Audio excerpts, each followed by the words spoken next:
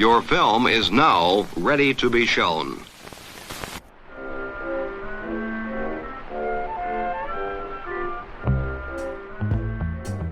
Good morning. I'm Justin Hendricks, editor of Tech Policy Press, a nonprofit media venture intended to provoke new ideas, debate, and discussion at the intersection of technology and democracy. Just days before he left office, former U.S. President Joe Biden gave a farewell address from the Oval Office. Staring directly into the camera, Biden said he wanted to warn the country about things that gave him great concern. And that's the dangerous concentration of power in the hands of a very few ultra-wealthy people. The dangerous consequences if their abuse of power is left unchecked. Today, an oligarchy is taking shape in America of extreme wealth, power, and influence that literally threatens our entire democracy, our basic rights and freedoms, and a fair shot for everyone to get ahead. He hearkened back to another farewell speech delivered by President Dwight D. Eisenhower on the same date in 1961. In that speech, Eisenhower famously warned about the emergence of the military-industrial complex. 6 decades later, I'm equally concerned about the potential rise of a tech-industrial complex that could pose real dangers. Biden pointed to problems at the intersection of social media and democracy, warning that we must hold major technology platforms to account. The truth is smothered by lies told for power and for profit. We must hold the social platforms accountable to protect our children, our families, and our very democracy from the abuse of power. But then he turned to AI and the dangers it may pose, especially to our economy and how we work. Meanwhile, artificial intelligence is the most consequential technology of our time, perhaps of all time. Nothing offers more profound possibilities and risks for our economy and our security, our society, for humanity. Artificial intelligence even has the potential to help us answer my call to end cancer as we know it. But unless safeguards are in place, AI could spawn new threats to our rights, our way of life, to our privacy, how we work, and how we protect our nation. Today's guest is the author of a book that looks directly at the intersection of technology and capitalism. And he argues that right now technology escapes even the bare minimum of public accountability, let alone public control, that we demand from other forms of power. I spoke to him the day before Donald Trump was sworn in, flanked as he was by the billionaire founders and CEOs of the biggest technology firms in the world. I'm Jathan Sadowski. I'm a senior lecturer in the Faculty of Information Technology at Monash University in Melbourne, Australia. And I'm also the author of The Mechanic and the Luddite, a ruthless criticism of technology and capitalism. Jathan, I'm so excited to speak to you today about this book. You know, a little ways into the kind of introductory chapter, you talk about the idea that there's a growing cottage industry of work that casts a skeptical eye on Silicon Valley. You talk about the kind of formula for people who work in that space, you know, identifying harms, thinking about solutions, maybe coming up with various sort of policy considerations. But you're trying to do something a little deeper than that with this book. You're trying to kind of talk about the sort of river of ideas that I suppose have come together into this combination of technology and capitalism. What's this project for? I've been thinking about this book. When I set out to write it, I decided I wanted to not just write another give a person a fish book, right? Which is what my first book, Too Smart, is. A lot of the books in this space are really about this, like giving you the conclusions, right? Here's why bias is bad, or here's why tech is causing inequality. Here's the conclusions that you need to be able to walk away from reading this book or this article and be more critical of the things that the tech sector claims to be doing, or the products and systems that they're foisting on our lives. And I think that kind of work is really important. But in this book, I really wanted to set out and go beyond conclusions. I wanted to get to the fundamentals, the dynamics, the kind of material relations that actually make the tech sector work in the way that it does, the kinds of other systems and structures that it emerges out of and is embedded in, capitalism being a really important one, but also things like the military industrial complex. So I set out thinking about this book as the teach a person to fish book. I don't want to just give you the conclusions so then you walk away. I want to teach you how to think about tech in the way that I think about it, as this product of these kind of material relationships, as fundamentally a product of political economy, and understanding how you can't really see technology you can't really understand its role in our society and our lives without getting to those more fundamental relations. And in other words, learning how to fish, not just walking away with a fish. There are a lot of ideas in this book, of course. We should talk a little bit about, Marx and some of the other kind of people whose names appear in this book again and again. But I also want to ask you a little bit about just how your personal experience kind of led to this book. You talk about, well, when you're framing up the idea of the mechanic, you were born on the Gulf Coast of Mississippi, you say, high school in the plain state of South Dakota, Badlands Canyons. How did your experience lend itself to helping you craft this book?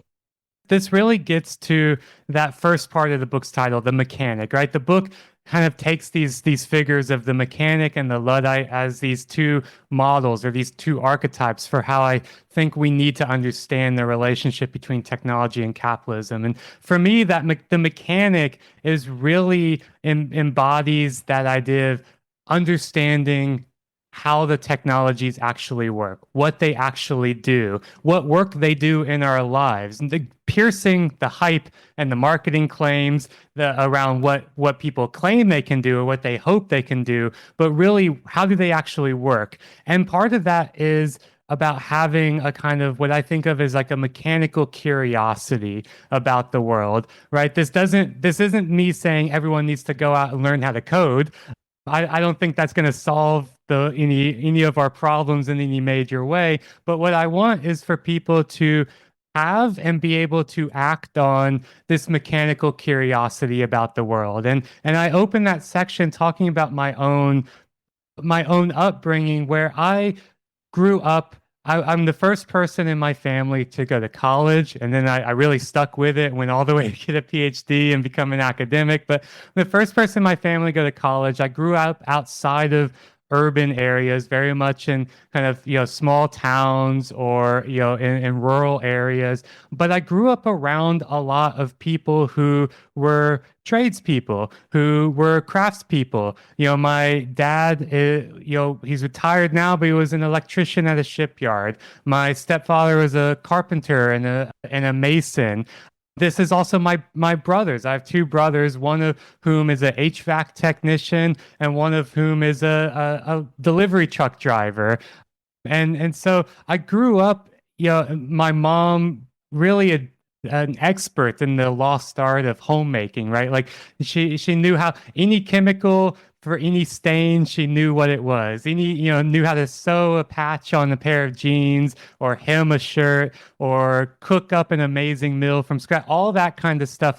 And that was the environment I grew up in, was this environment of having mechanical skills, knowledge, curiosity was just normal. My science teacher in South Dakota was also a cattle rancher. And I decided in high school, I really wanted to learn how to weld because it was one of the skills that a lot of the people I grew up with, our family friend of ours was a welder.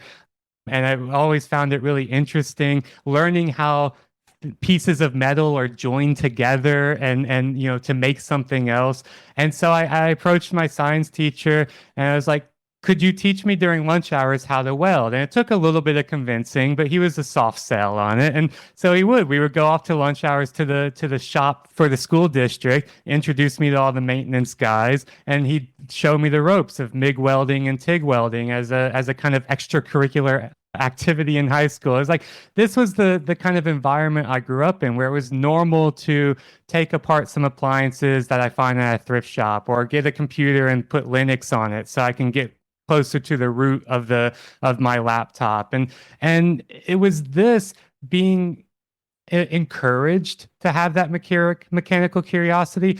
Nobody telling me this is not something that you can learn how to do, that this is a forbidden knowledge, or you don't have access to this, or why are you taking that apart? You're just going to break it, or that you should be focusing on other things, endeavors of the mind, not just endeavors of the hand. Growing up in this environment gave me this real curiosity about how the world works. And it was that taking that curiosity that I think has really given me the kind of foundations that I think I want everybody to have access to, and that I think are also really taken away from people in a very intentional way by the tech sector. We hear so much now around, for example, the Federal Trade Commission in the US has just filed a large lawsuit against John Deere tractors, against them for what's called the right to repair. You have farmers who have equipment that is fundamental to their livelihoods, to the forms of agriculture production that they do, and they have no ability to actually get in and modify or repair the farm equipment, not because they don't have the skills to, but because the companies have shut them off, have said, you're not allowed to do this legally, digitally. We're putting up gatekeeping and locks on things.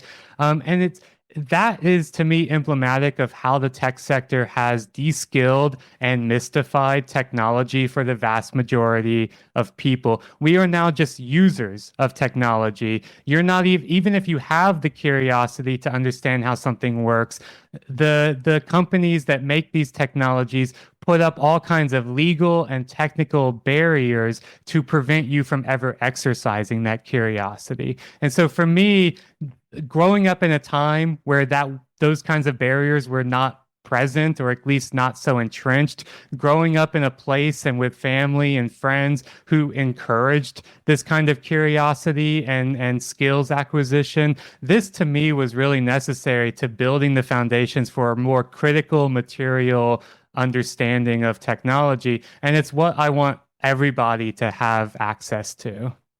Well, you write that if the mechanic knows how a machine operates, how it is put together, and how it can be repaired or engineered, the Luddite knows why the machine was built, whose purposes it serves, and when it should be disassembled or destroyed. We've spent other time on this podcast, I suppose, rehabilitating the memory of the Luddites with folks like Brian Merchant. But, you claim you are a Luddite. What do you think it's important for the listener if they haven't read, for instance, Brian's book or some of the other books that explain in more detail what Luddites are actually about? What do you think it's important for the listener to know? For me, these are two sides of the same coin, the mechanic and the Luddite. They give us that socio-technical analysis of these devices, of these systems, of this industry. And the Luddite to me really represents the sharp edge of the socio part of that socio-technical analysis. And, Luddism has been disparaged since the days of the Luddites 200 years ago. There's people, contemporaneous with the original Luddites who were disparaging them as these ignorant technophobes who wanted to stall progress, who wanted to move society backwards, all the kinds of things that we can associate with Luddism today. And that couldn't be further from the truth. And so in the book, I really want to contribute to this rising tide of rehabilitating the Luddites as a banner, right? As a symbol for the kind of like sharp-edged, ruthless criticism of technology in the tech sector. Because, to dispel a few of the common myths of the Luddite, the idea here that they were indiscriminate in their machine breaking, right? It's like, they see a machine and they're like Frankenstein's monsters, fire, you're like, you gotta smash the machine. That wasn't the case at all. What they were doing is they were very picky and choosy, very targeted about which machines they took the hammer to and which they didn't, because in these big original industrial factories, you would have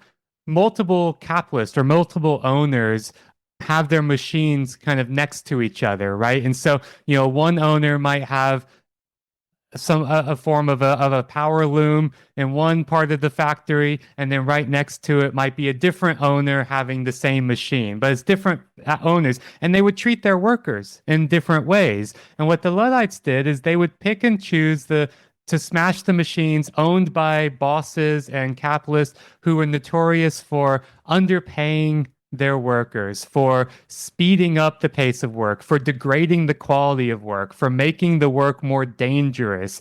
And so they would choose this machine is representative of and owned by a boss who is notorious for treating workers in terrible ways and degrading the community. So they weren't indiscriminate, nor were they ignorant, right? These Luddites were also mechanics. They were artisans. They were craftspeople. They had really in-depth and expert knowledge about the work that they were doing.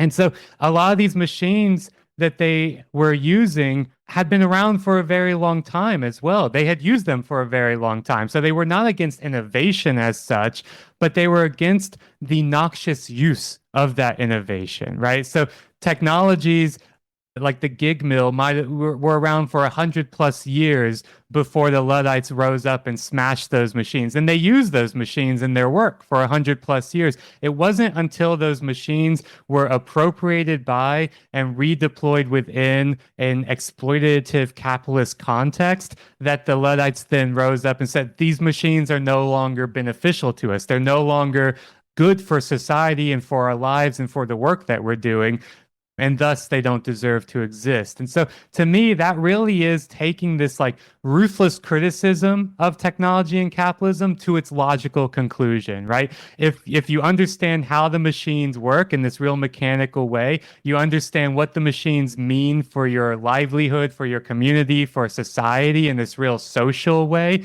And if the result of that analysis is that these machines are causing irreparable harm, that there's no way to feasibly re-engineer or modify them, then the conclusion there is then they don't deserve to exist. And the Luddites took that conclusion to its logical endpoint. The listener might be thinking about artificial intelligence. You get to that sort of after consideration of venture capital, of data, some of the kind of, lifeblood, or I guess foundational sort of systems that ultimately, inform modern artificial intelligence. But you also point out, AI is, well, you call it the latest in this quest to build a perpetual value machine.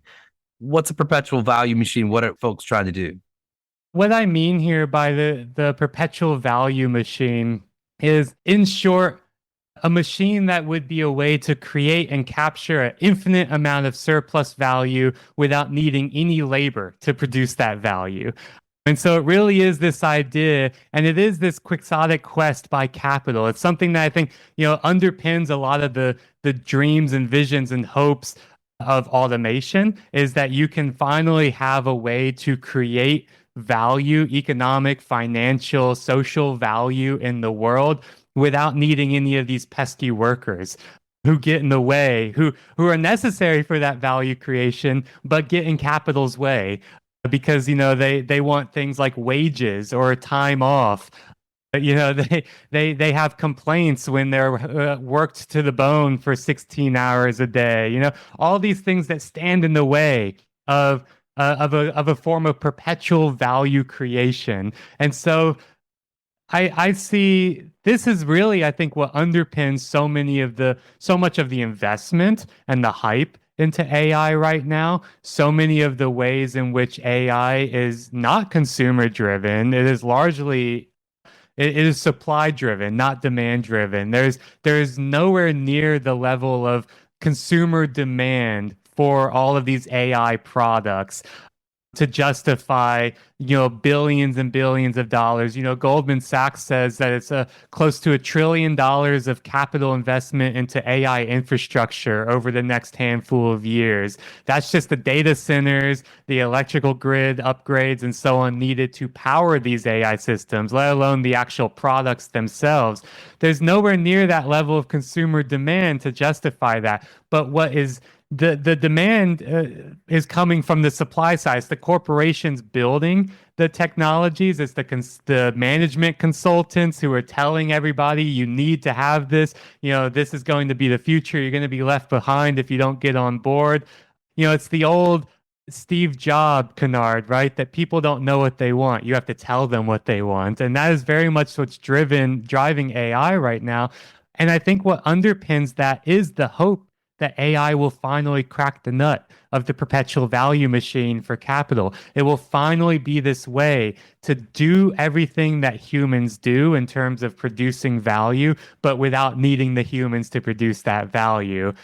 And in other words here, I don't think you can understand AI without understanding it within this context of political economy and without understanding it within this kind of historical development of capitalist technologies that capital has invested in, designed in, used for the very purpose of increasing their ability to exploit and extract value from the world and from people. So we've talked about many of these types of issues on this podcast on occasion, and I suspect many Tech Policy Press listeners are, if not fully bought into your way of describing the world, at least sympathetic to it. But I want to ask you a little bit about what we're observing right now. I mean, I'm talking to you on the eve of the inauguration of the second Trump administration in the United States. It's been a crazy weekend here of, the Supreme Court ruling on a law banning TikTok and the president-elect somehow appearing to be the hero of, I'm sure, many millions of young kids who don't want to lose access to their TikTok apps. Trump seems to have many of the leaders of Silicon Valley right where he wants them. Mark Zuckerberg, Jeff Bezos, Elon Musk, Google, probably afraid of the Department of Justice kind of coming after it in this sort of antitrust context.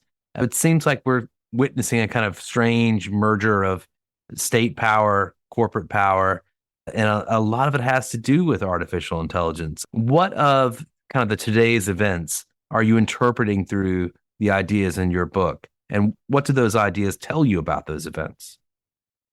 I think what we're seeing here is the mask dropping from Silicon Valley. I don't think it's just that these people like Mark Zuckerberg or Elon Musk or Jeff Bezos or the companies that they own and the larger sector that they represent. I don't think it's just that they have changed their minds. They've become radicalized themselves by the information ecosystems that they've helped to create.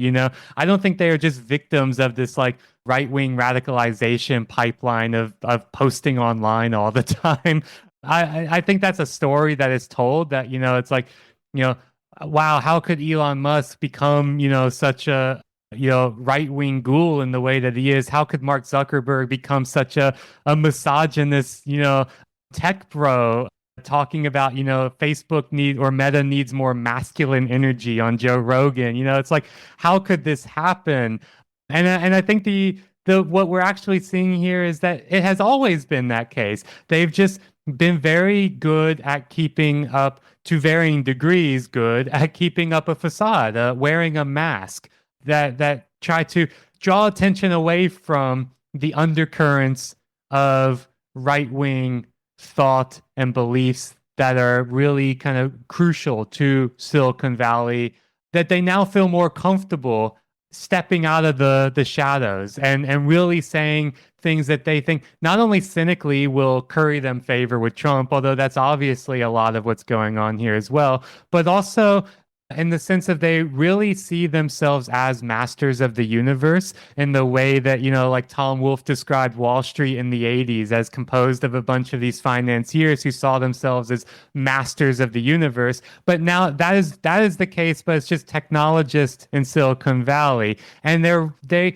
have long been ready to ascend to that throne, to the top of capital, and now they are doing it in very public ways and in ways that are very much in partnership with politics, because what we're seeing here is yet another instance of a long-standing partnership between capital and the state. Capital has always relied on the state for capital to accumulate, to exploit, to extract, to continue to grow, to maintain the stability of markets, to open up new markets, right? Capital has always relied on the state to do that, and in return, the state has long relied on capital to provide it with resources, with other forms of soft power, with a revolving door of influence and wealth. And what we're seeing here is that partnership between Silicon Valley and the state becoming closer and closer, right? People like Peter Thiel, who have long expressed these kinds of beliefs, was the original Trump supporter during his first campaign in Silicon Valley. People like Peter Thiel, who used to be seen as on the fringes because they said the quiet part out loud, are now moving towards the mainstream, right?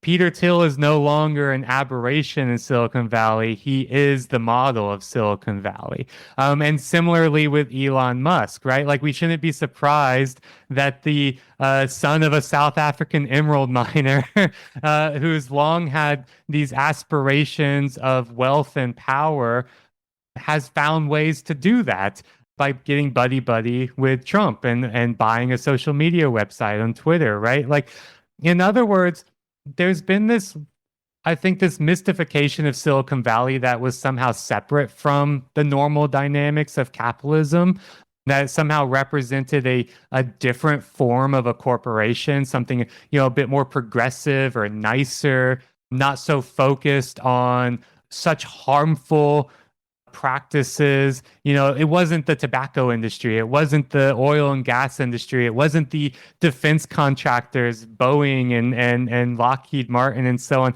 It was something different. It was better. It represented the better angels of our nature. Silicon Valley benefited from that facade for a very, very long time, but now they have their sights on usurping quite explicitly many of these paragons of the worst excesses and harms of capital, right? Like the Silicon Valley, you've got companies like Palantir and Endural, who have long been defense contractors in the tech sector, but now partnering with OpenAI to create a kind of defense tech consortium to sell hardware and software systems to the Department of Defense and to the Department of Homeland Security, because those are lucrative contracts, with the explicit aim of overtaking Lockheed Martin and Boeing and these other defense contractors, right? You have companies like Microsoft and Amazon selling AI systems to BP and ExxonMobil and Shell and these oil and gas industries for the purpose of finding more efficient ways to produce more barrels of oil. And so in addition to their, the emissions that come from the AI technologies and systems and infrastructures themselves. So what I think we see here, and what I hope my book provides some context for, is understanding that technology and capitalism are not these two systems that exist separately from each other, and that we can, as if technology is being corrupted by capital, which would be the argument of that underpins, I think, like the surveillance capitalism theses by Zuboff, is that surveillance that these companies have been corrupted by capitalism. My book argues that's not the case at all, that these two systems have always been intertwined and interconnected with each other, that you cannot disentangle them analytically or materially. You have to understand that these tech companies are the apex of capital right now. They are the apex capitalists. And that means they're going to act in the way that capitalists have always acted for the last 300 years. We shouldn't be surprised when they do it.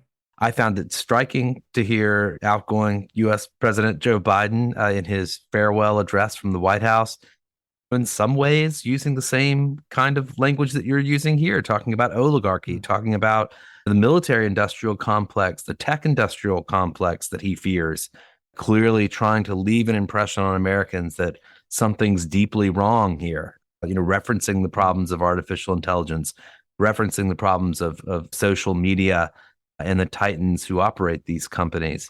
Do you think that there is a kind of awakening going on to some of the ideas that you explore here? I think there is absolutely this real growing tide of, at the very least, skepticism, if not outright criticism of the tech sector, many of its leaders and its products and fixations.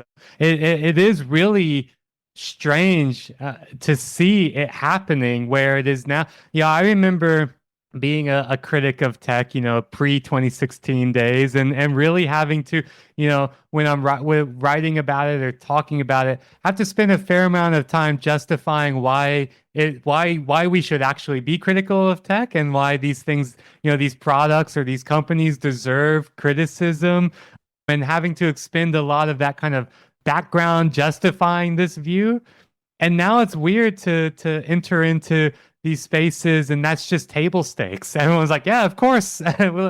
Now let's go on to say how exactly should we be critical of them, or what should we do about it, right? And I think that's great. I think it's also, I wish I could take credit for it, right? I wish that I could take credit, and that me and my cadre of other Luddites and tech critical writers and speakers and thinkers could take credit for this. And I think we've laid the, collectively have provided some tools for people to understand this. But I honestly think the people who deserve the most credit is the tech sector themselves, right? It is this point at which that mask drops that I was just talking about, where they become so cartoonish. Absolutely.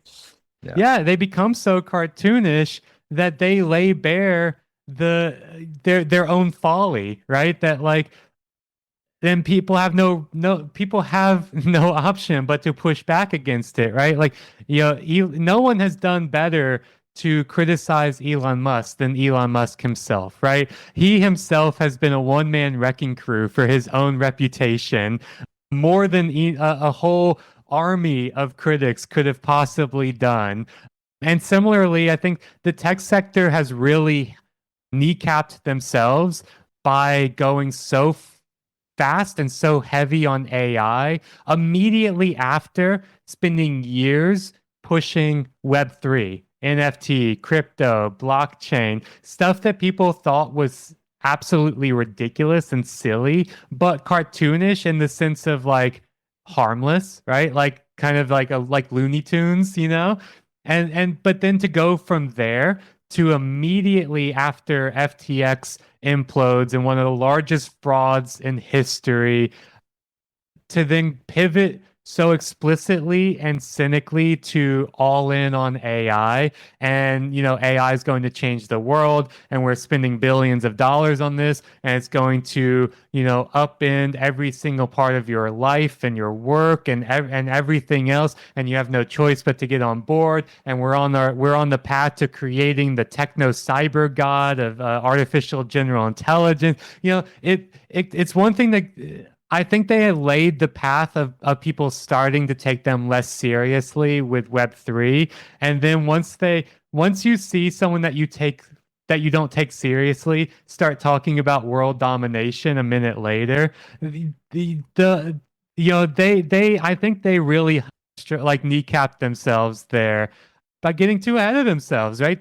They got too comfortable. I think collectively, the public got too comfortable with Silicon Valley. The platform age of Ubers and Airbnbs and so on. There were a lot of harms that came out of there, but I think the public was largely like, well, it's a land of contrast. There's benefits and there's downsides. I think the tech sector had a little bit of, statements of grandiose, but it was about like disrupting in like sectors like the taxi sector or the hotel sector, these sectors that people didn't really have much attachment to anyways, right?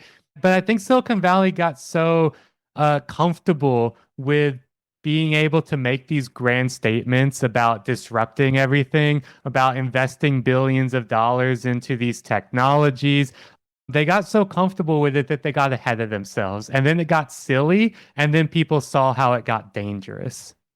Well, and certainly we'll see how far things go in this combination of far right politics in the United States and Silicon Valley's interests.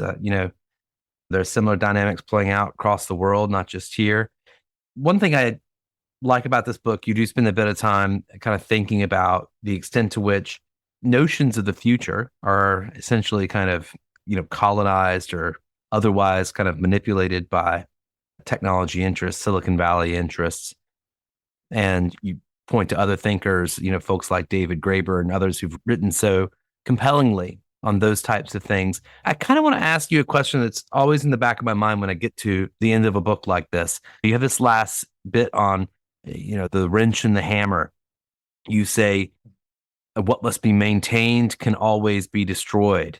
You talk about different forms of resistance. You begin to kind of use language that perhaps almost sounds like fighting words. At what point do you think that many people will perhaps look at the machinery of artificial intelligence or the machinery of data centers, surveillance cameras, the rest of it, and begin to think maybe it's time to smash that? Well, I think we are already starting to see some of those tendencies boil up in very, still anomalous but spectacular events. Spectacular in the sense of a spectacle. Not that long ago, I think maybe last year sometime, that a bunch of people set upon a Waymo autonomous vehicle in the Bay Area and began smashing it with hammers and whatever they could get their hands on, and then ultimately set it ablaze.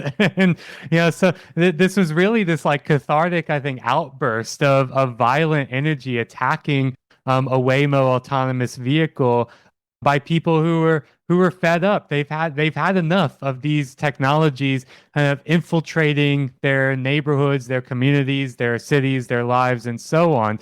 So I think we do see some of that like violent, reaction to the technologies. But this is where I think the Luddite becomes a bit more nuanced, right? And the idea of grabbing a hammer becomes a bit more varied.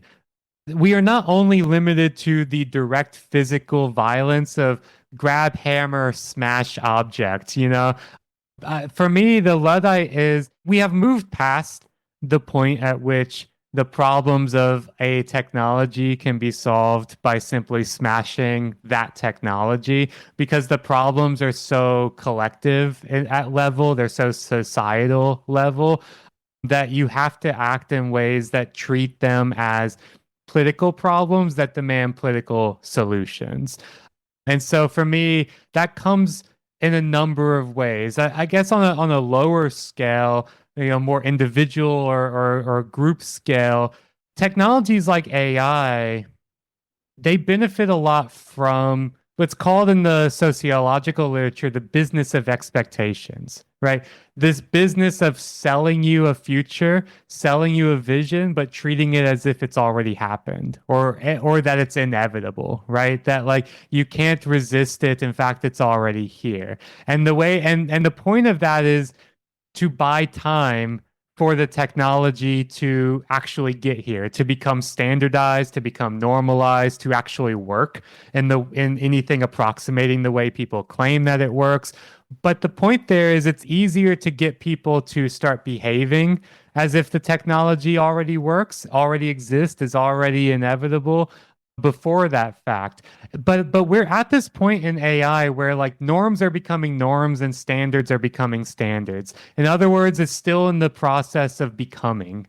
And that to me provides a lot of opportunity here for Luddite action, right? It can be as simple as rejecting the use of some AI tool like Microsoft Copilot because your boss tells you this is how we do our spreadsheets now, or this is how we write emails, or whatever it is, right? And you say, no, actually, I don't want to use this, and here's why, right? It makes the work worse. It's more expensive. We're investing tons of money into this. There's no return on investment. There's no feasible business model, right? It's about kind of providing that business case against the business use of the technology before it just becomes a norm, whether it's better or not.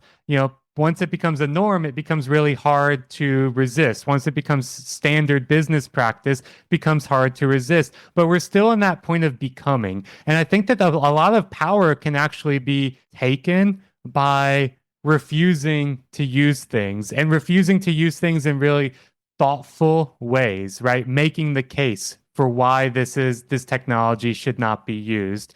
So that's one form of that Luddite action that's not the direct physical violent action against it, but is much more of a kind of cultural and institutional resistance to the technology. I think as well that there's a lot of inspiration that should be drawn from people like Lina Khan, who during Biden's administration was the chair of the Federal Trade Commission and really spearheaded what for that agency was seen as absolutely radical and unprecedented action.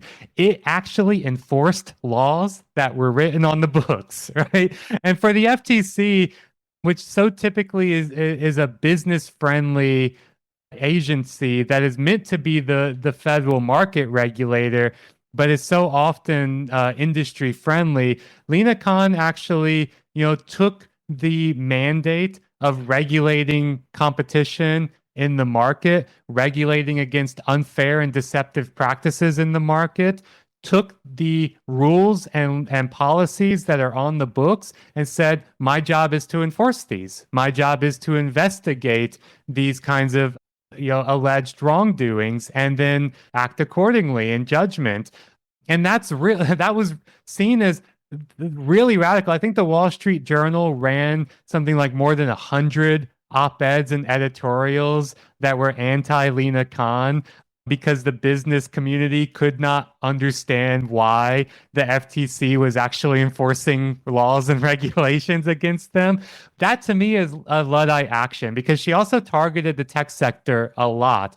She did things like making technology companies that built algorithms on stolen data or data that was otherwise acquired in illicit and illegal ways, making them not just delete that data, but delete any algorithmic products created from that data, right? That is the literal destruction and disassembly of technologies based on a social, political, and economic analysis of those technologies. That's the kind of thing that should be motivating us. And when Biden talks about the rising oligarchy and the rising threat of the tech industrial complex, I always find it weird when high level politicians, let alone the president of the United States, calls out problems and then says, somebody should really do something about this, right? You're the one that that has the power to do something about this. But until that happens, the responsibility does fall on all of us in the ways that we can to do something about that. And that does not necessarily mean picking up the hammer in a physical way, but it can mean picking up the hammer in institutional, cultural, and political ways. I had the same sort of feeling about Biden's speech on some level. And there's certainly always that sense that there's more that could have been done. Certainly, I always think fundamentally privacy and privacy legislation, wasn't a significant legislative priority. It would have struck to the heart, certainly, of what goes on in Silicon Valley. On the other hand, he did hire Lina Khan. So I suppose we can maybe save our discussion of some retrospective on Biden's approach to technology for some other time. I want to thank you so much for joining me to talk about this book, The Mechanic and the Luddite, A Ruthless Criticism of Technology and Capitalism by Jathan Sadowski. This is from the University of California Press. You're also the author of another book, Too Smart, and host of the podcast This Machine Kills, which many Tech Policy Press listeners may well be aware of already. Definitely go check out both those. Jathan, thanks so much for speaking to me. I hope we can do it again. Yeah, absolutely. This was great. Thanks, Justin.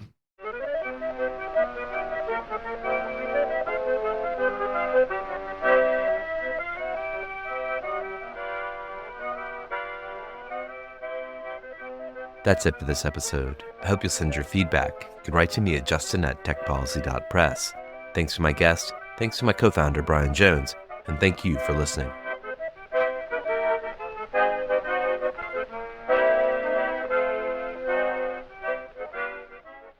Tech Policy Press.